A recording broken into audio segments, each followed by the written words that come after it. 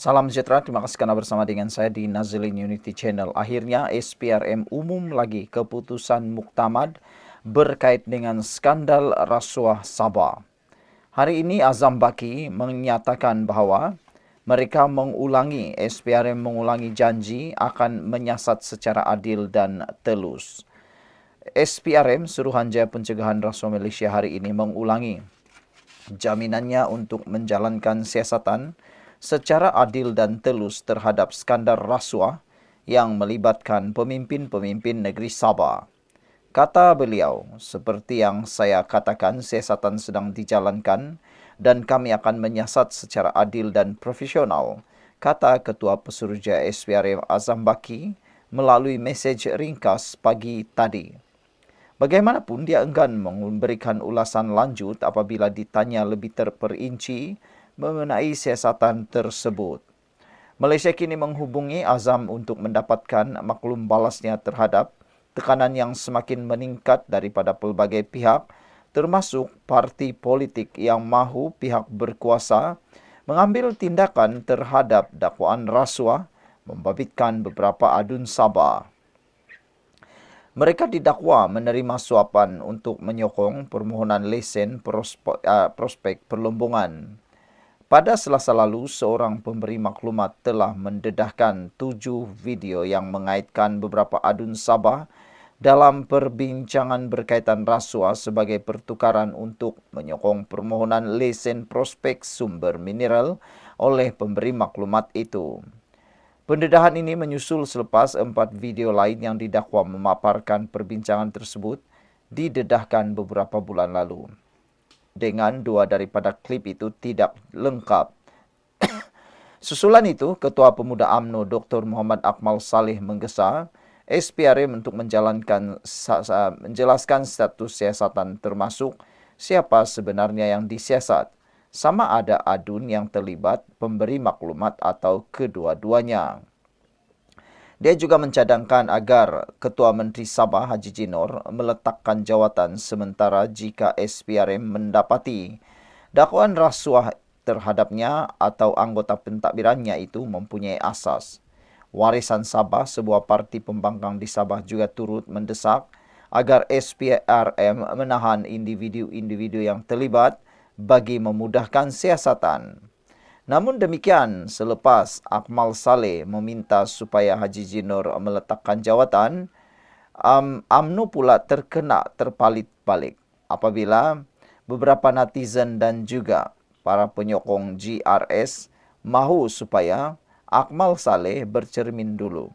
Kalau nak suruh Haji Jinor letak jawatan, suruhlah juga Bung Mukhtar sekali letak jawatan, kata mereka. Kerana Haji Jinor belum ada pun kes apa-apa di mahkamah, masih dalam siasatan. Tetapi Bung Mukhtar, beliau sudah ada kes sedang diarah membela diri pula. Jadi, siapa yang sepatutnya letak jawatan, kata mereka. Kalau ikutkan kebenaran, kalau nak supaya siasatan berjalan telus, kata mereka, Bung Mukhtar pun harus letak jawatan. Kenapa harus Haji saja? Apa kepentingannya Haji sehingga Haji pula yang perlu letak jawatan? Bukankah Bung Mukhtar pun sama kesnya mempunyai isu besar berkait dengan rasuah? Jadi kalau nak mengarah orang letak jawatan, kata mereka, kepada Akmal Saleh, arah jugalah Bung Mukhtar letak jawatan. Sekian dulu untuk kali ini. Jangan lupa tinggalkan komen anda, tekan butang subscribe. Bye-bye. Salam sejahtera, terima kasih karena bersama dengan saya di Nazilin Unity Channel.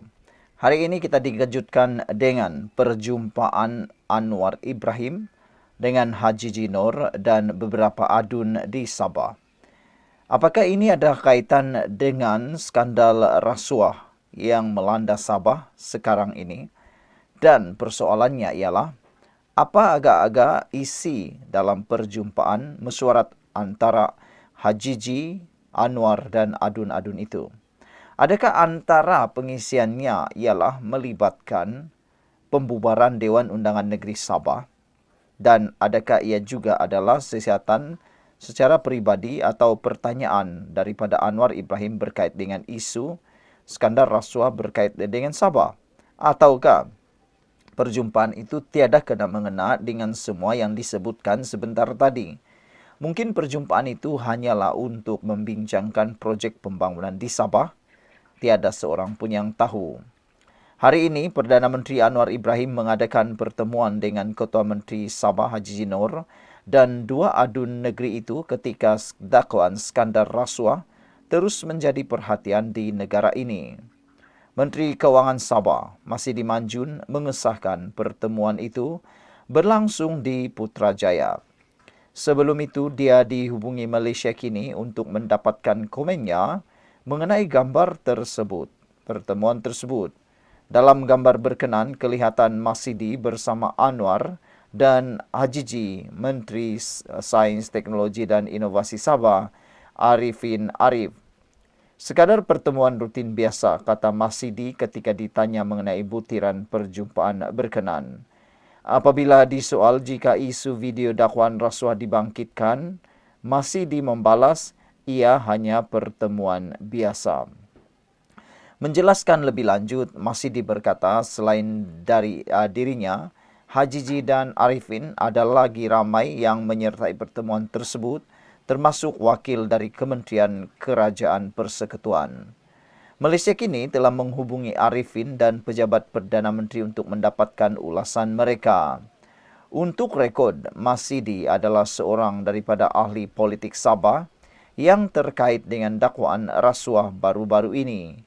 Bagaimanapun, dia menafikan dakwaan tersebut.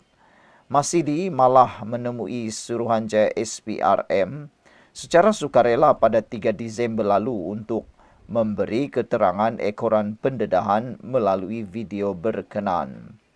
Seorang pembocor maklumat mendedahkan video yang dikatakan direkam di pejabat Masidi pada 11 Januari lalu.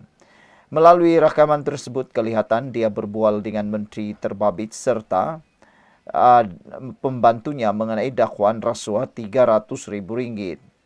Adun Karanaan itu juga memberitahu Malaysia kini dia tidak ingat perbualan mengenai dakwaan rasuah. Tetapi pembocor maklumat Terbabit didakwa menawarkan derma politik namun ditolaknya.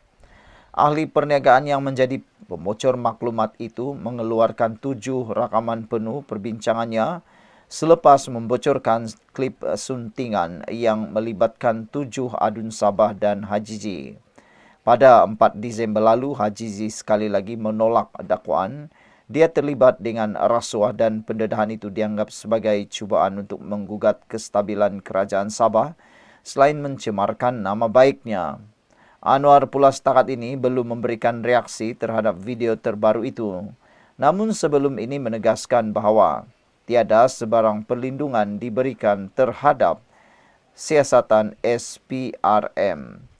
Saudara, apa pula komen anda untuk isu kali ini? Agak-agak apalah yang akan berlaku selepas ini? Jimmy Page kata di dalam ruangan komen Malaysia kini, bukti ada lagi.